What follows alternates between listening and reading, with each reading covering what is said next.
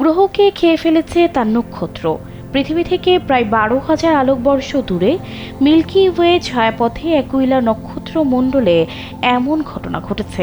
2020 সালের মে মাসে জ্যোতির্বিজ্ঞানীরা প্রথমবারের মতো সেখানকার একটি গ্রহকে পর্যবেক্ষণ করেন। সেই গ্রহকে তার নক্ষত্র খেয়ে ফেলেছে।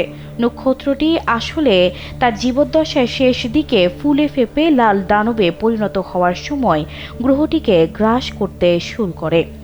জেমস ওয়েব স্পেস টেলিস্কোপের নতুন পর্যবেক্ষণ সেই ঘটনার ময়নাতদন্ত করেছে। দেখা যাচ্ছে গ্রহটির পতন প্রাথমিকভাবে যা ভাবা হয়েছিল তার থেকে ভিন্নভাবে ঘটেছে। গবেষকরা বলছেন, ঘুরতে ঘুরতে গ্রহটি এক পর্যায়ে নক্ষত্রের দিকে ধেয়ে আসতে থাকে।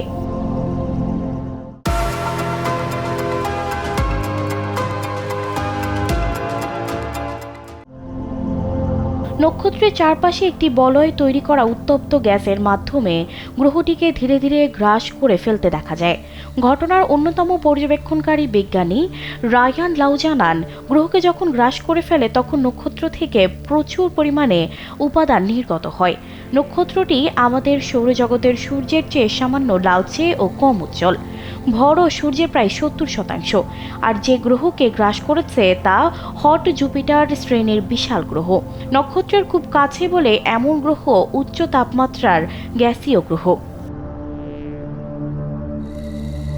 হার্ভার্ড স্মিথসোনিয়ান সেন্টার ফর অ্যাস্ট্রোফিজিক্সের বিজ্ঞানী মর্গান ম্যাকলুইডের মতে সম্ভবত বিশাল গ্রহ ছিল এটি, যা বৃহস্পতি গ্রহের তুলনায় কয়েক গুণ বেশি।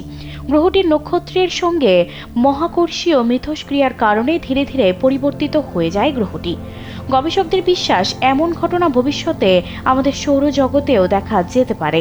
যদি আমাদের সৌরজগতে কোনো গ্রহ সূর্যের এত কাছাকাছি নেই, কিন্তু প্রায় 5 বিলিয়ন বছর পর সূর্য লাল দানব পর্যায়ে বাইরের দিকে প্রসারিত হতে পারে বলে মনে করছে বিজ্ঞানীরা।